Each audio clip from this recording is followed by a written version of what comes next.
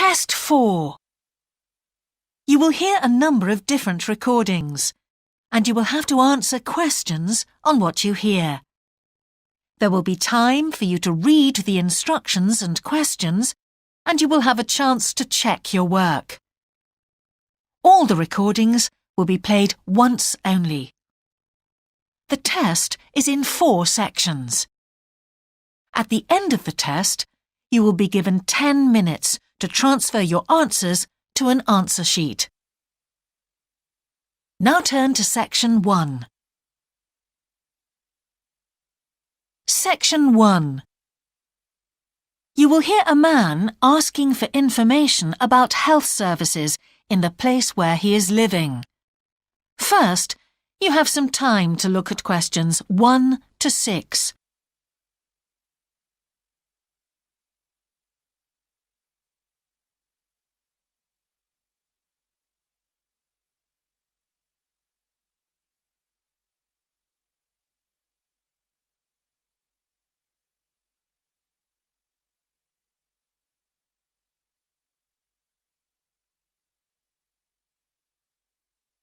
You will see that there is an example that has been done for you.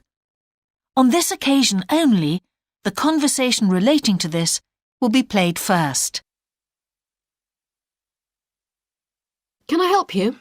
Yes, I've just moved to this area with my wife and children, and I'd like to know where we can all register with a doctor at a health centre. Oh, OK.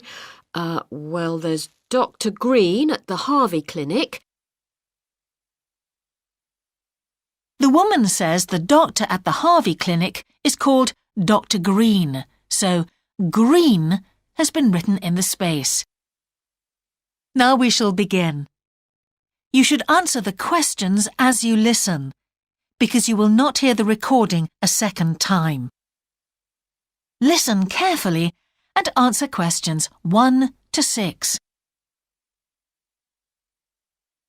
Can I help you? Yes, I've just moved to this area with my wife and children, and I'd like to know where we can all register with a doctor at a health centre. Oh, OK. Well, there's Dr. Green at the Harvey Clinic.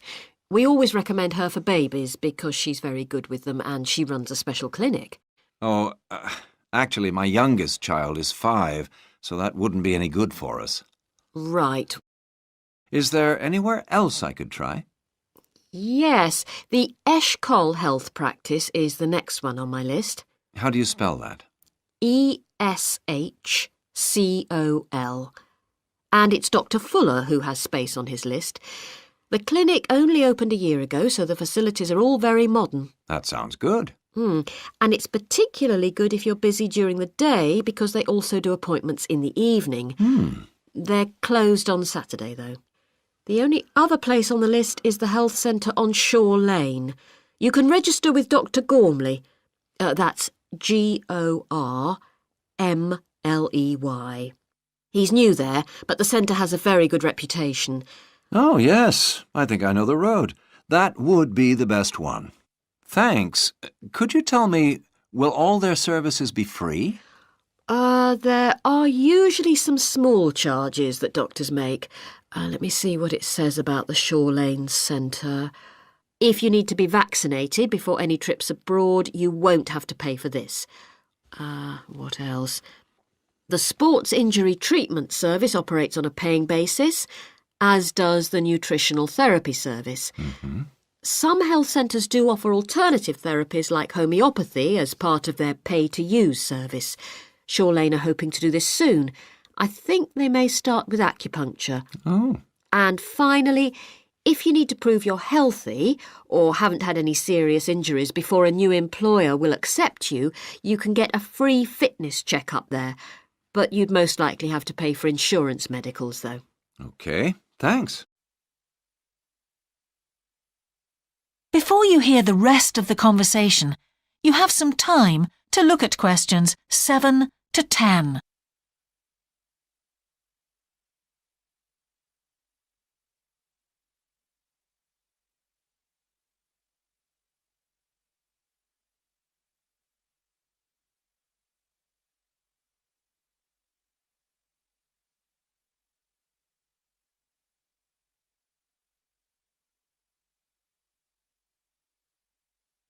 Now listen and answer questions 7 to 10. You might also be interested to know the centre is running a pilot scheme of talks for patients. I've got the list here. Actually, they look very interesting. What sort of things? Well, the first one's about giving up smoking. It's next week, the 25th of February at 7 p.m, and that's in room 4. It says the talk will stress the health benefits, particularly for people with asthma or heart disease. That sounds very interesting. There's also a talk for families with children. It's on healthy eating and takes place on the 1st of March at 5 o'clock. Will that be at the health centre? Actually, it's at the primary school on Shore Lane. I imagine they're inviting the parents of pupils there. It says here, all welcome. I might go to that if I have time. There's a couple of other talks. One giving advice about how to avoid injuries while doing exercise.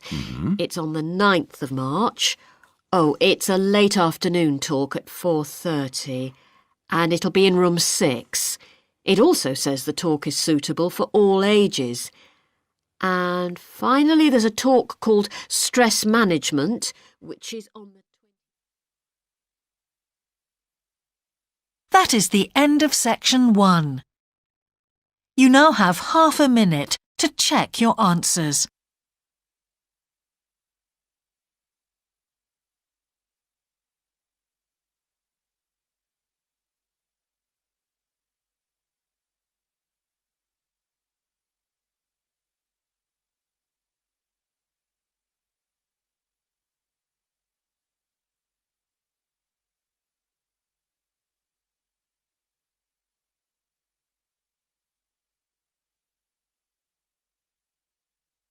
Now turn to section 2.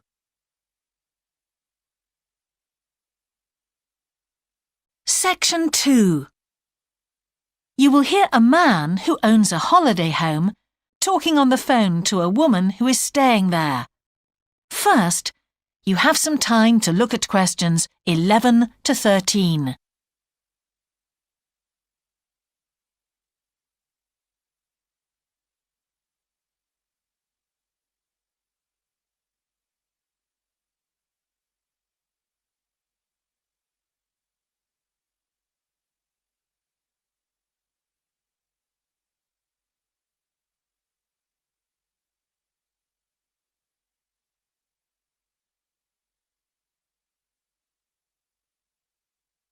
Now listen carefully and answer questions 11 to 13.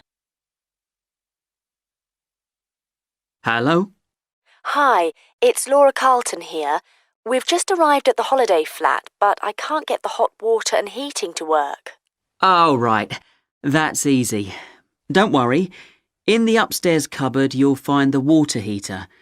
You'll see 3 main controls on the left at the bottom of the heater. The first one, the round one on the far left, is the most important one for the heating and hot water. It's the main control switch. Make sure it's in the on position. The switch itself doesn't light up, but the little square below will be black if the switch is off. That's probably what's happened. It's got switched off by mistake. The middle one of these 3 controls, you'll see it's slightly larger than the first one, controls the radiators. If you feel cold while you're there and need the radiators on, this needs to be turned to maximum. The last of the 3 controls, the one on the right, is usually on about a number 4 setting, which for the water in the taps is usually quite hot enough. Below the heating controls in the middle is a small round plastic button. If there isn't enough water in the pipes, sometimes the heater goes out. If this happens, you'll need to press this button to reset the heater.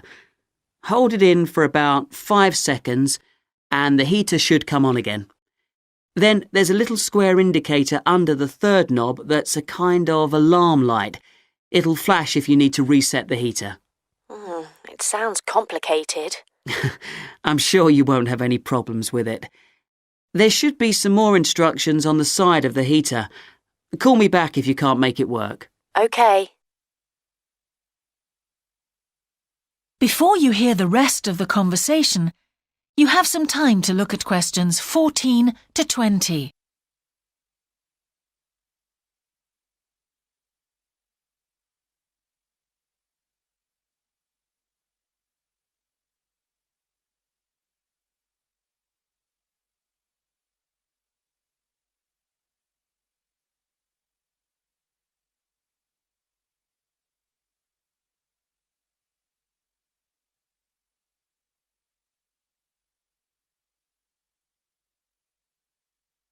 Now listen and answer questions 14 to 20.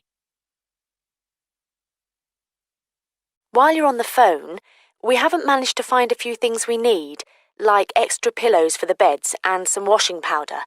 Is there any here? Pillows, yes. If you look in the cupboard, the large white one upstairs, to the left of the bathroom door, there should be 4 or 5 on the top shelf. And if you want to do some washing, there's some powder for that, probably by the back door. There's a kind of shelf there above the sink. In fact, I'm sure there's some there in a large blue box. You need about half a cupful for each wash. Oh, and that reminds me. The spare key to the back door is hanging on a hook on the wall by the sitting room window. Please make sure to put it back when you've used it. The previous guest lost it in the garden and I had to get another one made. And if you have any trouble with the lamps, you'll find some spare bulbs in a large cardboard box. It's on top of the washing machine with all kinds of useful things in it. Oh, and another thing I forgot to mention when we last spoke. Yes? I've left you a local map so you'll be able to find your way around easily. It shows the whole area. I put it in the top drawer of the chest under the TV in your bedroom. There's a whole file of local information in there too. Thanks. What about visiting the town? Can you give us any advice? Yes, you'll need to take the car. It's too far to walk from the flat, really. You have to pay to leave your car in all the car parks now, I'm afraid. I like the one that's by the station best, and you can walk to the town centre from there in 5 minutes. That's where all the best restaurants are. But if you want a takeaway, the Italian one does really good pasta and pizzas. Call 732281 for that one, or 766119 for the Chinese. They're both good, and they'll both deliver to the flat. As for places to visit, yes, do go and see the Railway Museum. The exhibition is small, but really good. It gets very crowded on Sundays, so I suggest you visit it on a quieter day, later in the week, but not on Thursdays, which is market day. You won't find anywhere to park, and it's also the only day of the week when they're not open. Anything else? Not for the moment. Thanks. That is the end of section 2. You now have half a minute to check your answers.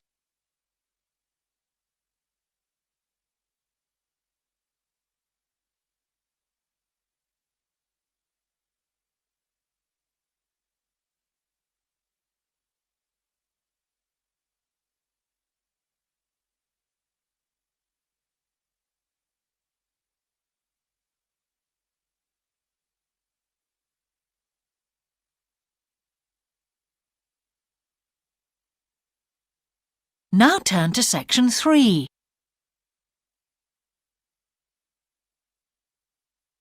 Section 3. You will hear a conversation between an English teacher called Paul and a former student of his called Kira. First, you have some time to look at questions 21 to 25.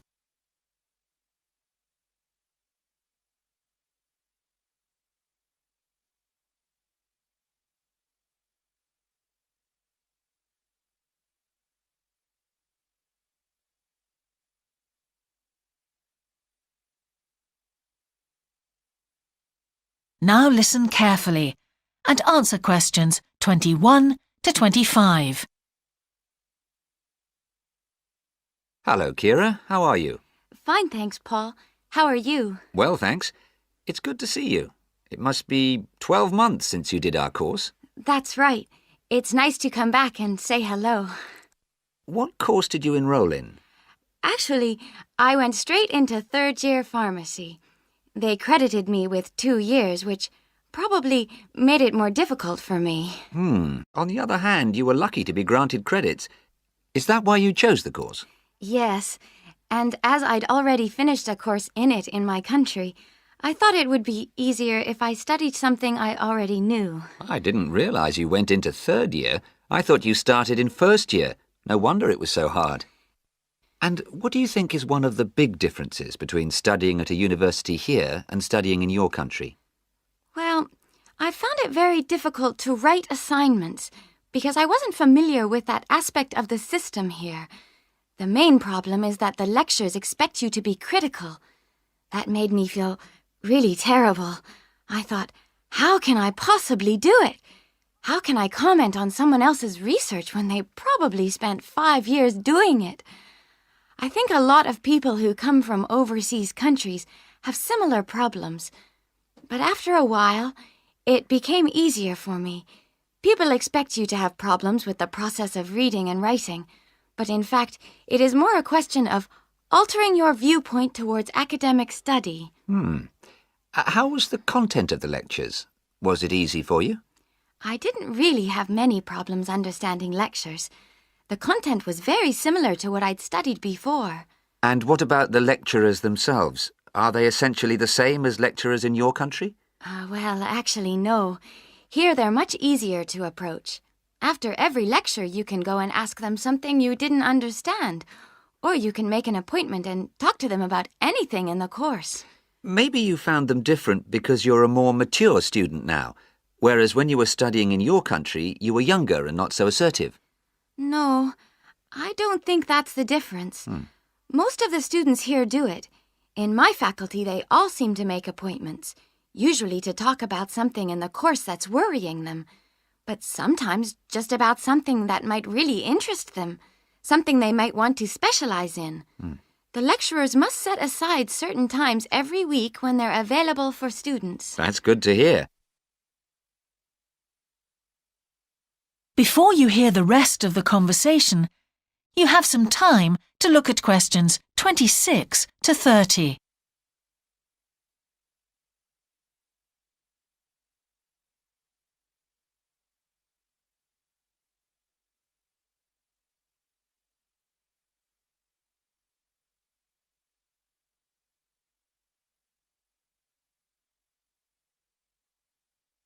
Now listen and answer questions 26 to 30. And how was your timetable? Was it a very busy year? Oh, very, very busy. They make you work very hard. Apart from lectures, we had practical sessions in a lot of subjects. We did these in small groups. I had to go and work 4 hours every week in a community pharmacy. Actually, I enjoyed this very much, meeting new people all the time. Then in second semester, we had to get experience in hospital dispensaries. So every second day we went to one of the big hospitals and worked there. And on top of all that, we had our assignments, which took me a lot of time. Oh, I nearly forgot. Between first and second semesters, we had to work full-time for 2 weeks in a hospital. That does sound a very heavy year. So, are you pleased now that you did it? Do you feel some sense of achievement? Yeah, I do feel much more confident, which I suppose is the most important thing. And have you got any recommendations for people who are studying from overseas? Well, I suppose they need very good English. It would be much better if they spent more time learning English before they enter the university, because you can be in big trouble if you don't understand what people are saying and you haven't got time to translate. Anything else? Well, as I said before, the biggest problem for me was lack of familiarity with the education system here. It sounds as if it was a real challenge. Congratulations, Kira. Thanks, Paul. That is the end of section 3. You now have half a minute to check your answers.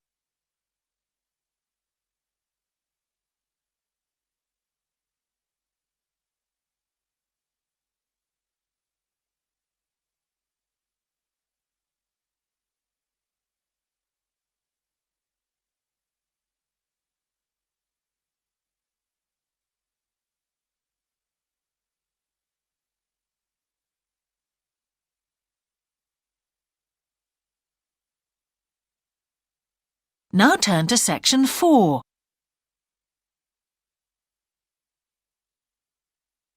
Section 4. You will hear a talk about a project on the wildlife found in city gardens in Britain. First, you have some time to look at questions 31 to 40.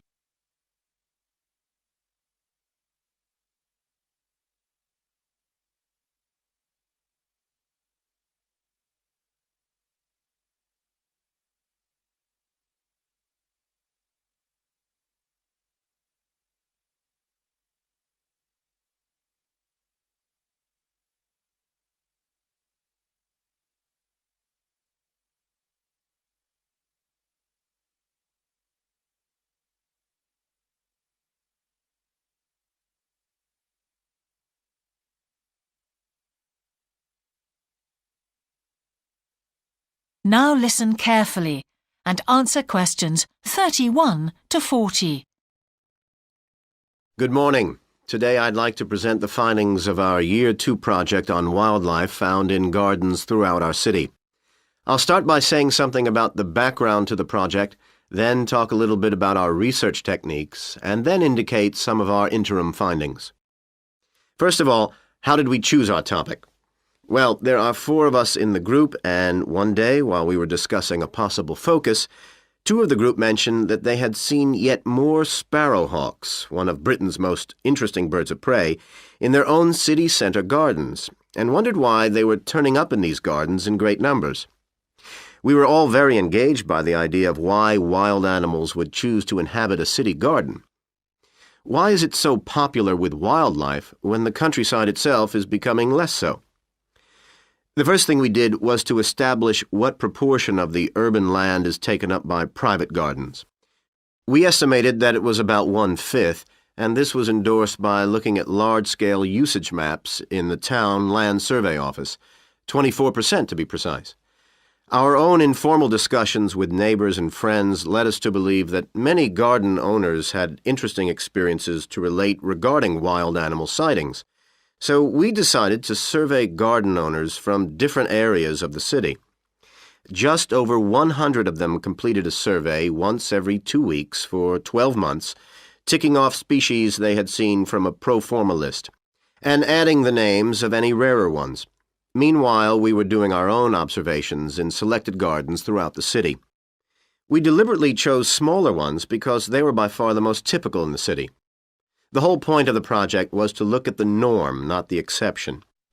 Alongside this primary research on urban gardens, we were studying a lot of books about the decline of wild animals in the countryside and thinking of possible causes for this. So what did we find? Well, so much that I just won't have time to tell you about here. If you're interested in reading our more comprehensive findings, we've produced detailed graphic representations on the college website, and of course any of the group would be happy to talk to you about them. Just email us. What we've decided to present today is information about just 3 species because we felt these gave a good indication of the processes at work in rural and urban settings as a whole.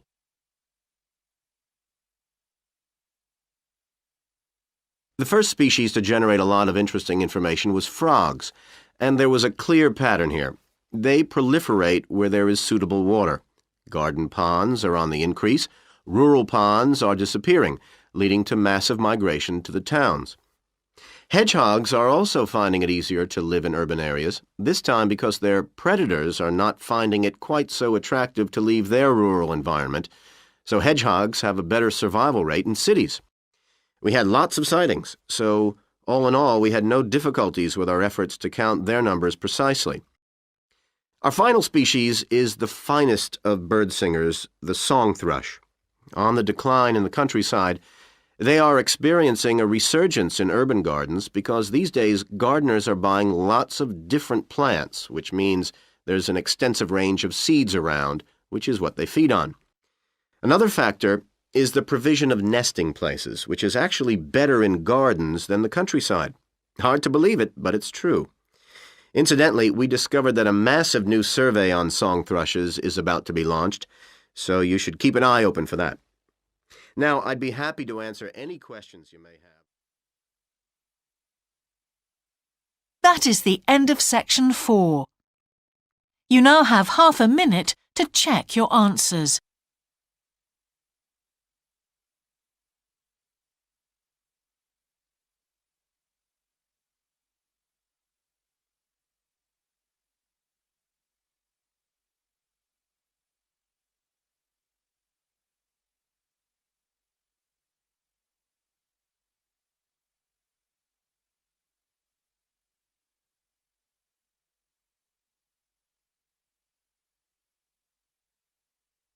That is the end of the listening test.